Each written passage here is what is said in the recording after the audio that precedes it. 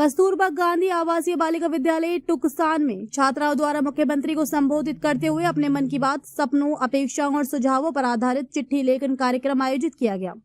कार्यक्रम में जिलाधिकारी अतुल वत्स, पुलिस अधीक्षक चिरंजीव नाथ सिन्हा एवं मुख्य विकास अधिकारी पीएन दीक्षित ने विद्यालय पहुंचकर छात्राओं से संवाद किया। छात्राओं ने अधिकारियों का पुष्प भेंट कर स्वागत किया। इस दौरान अधिकारियों ने छात्राओं से उनकी पढ़ाई, रुचि और भविष्य के लक्ष्यों के बारे में जानकारी दी। छात्राओं से आईपीएस अधिकारी किरण बेदी के जीवन परिचय के बारे में भी सवाल किए गए। जिलाधिकारी अतुल वत्स ने छात्राओं को शिक्षा के साथ साथ शारीरिक विकास पर भी ध्यान देने की बात कही।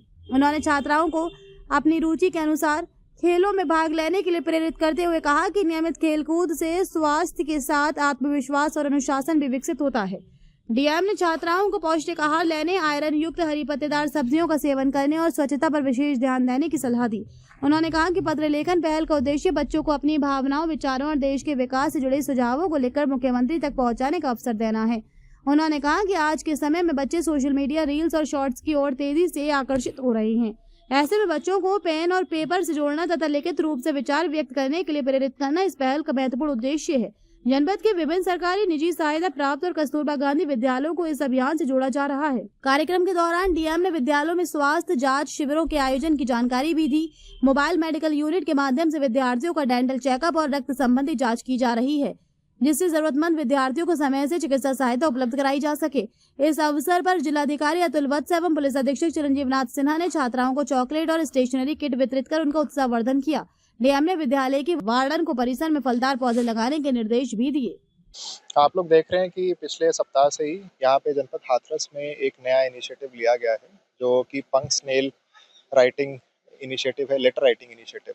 और ये कप्तान साहब की सोच थी और उन्होंने ये कोशिश करते हुए कि माननीय मुख्यमंत्री जी हम लोगों को योगी की पाती के रूप में अपने मन के भाव एक्सप्रेस करते हैं बच्चों के लिए।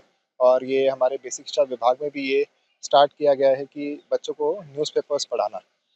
तो वो जब बच्चे उनके भाव पढ़ते हैं तो बच्चों के मन में इस चीज़ को जागृत करने के लिए कि वो भी अपनी बात उन तक पहुंचा सके, तो इनिशिएटिव शुरू किया गया था। साथ ही साथ हम लोग जो हमारे स्कूल हैं और हमारे ऐसे एडेड इंटर कॉलेजेस हैं या फिर केजीबी भी हो गए, उन सब में हम लोग हेल्थ कैंप लगवा रहे हैं। हम जैसा मैंने पहले भी बताया था कि एक एमएमयू है, मोबाइल मेडिकल यूनिट है हम लोगों के पास, जिसमें डेंटल चेकअप के लिए और ऑटो एनालाइजर की व्यवस्था है, जो सीबीसी वगैरह कर देता है, आपका ब्लड का चेकअप हो जाता है।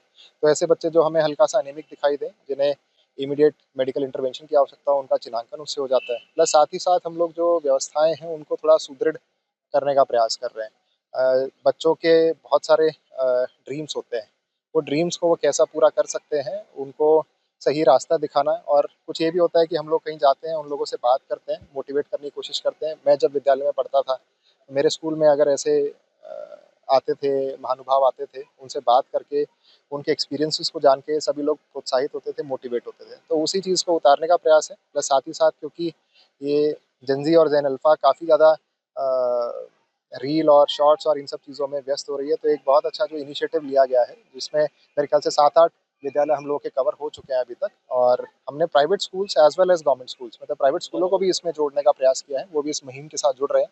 और बहुत सारी चिट्ठियाँ हम लोगों ने लिखवाई हैं, जिसमें वो कैसे देश को आगे लेके जाना चाहते हैं, क्या सलाह बच्चे माननीय मुख्यमंत्री जी को देना चाहते हैं, वो सब उन्होंने उसमें लिखी है।